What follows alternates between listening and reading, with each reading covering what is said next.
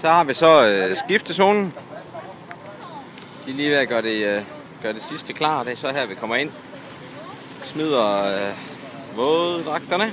Vores poser, de hænger så derhen med cykeltøjet. Løber igennem her. Smider posen med våddragten i. Så er det ellers bare ned og finde cyklen lige hernede.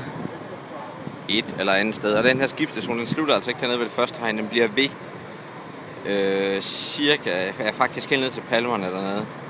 Så det er en røvlang skiftezone, for at sige det på godt dansk. Jeg har lige snakket med et par hollændere, der også er klar til i morgen. De føler sig også klar.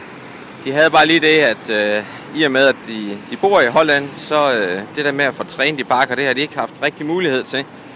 Så de har haft en enkelt bakke nede i Sydholland, de har været nede og kørt lidt på, men længden af bakken, den er kun 500 meter. Det er ikke højdemeter, men selve opkørslen er 500 meter.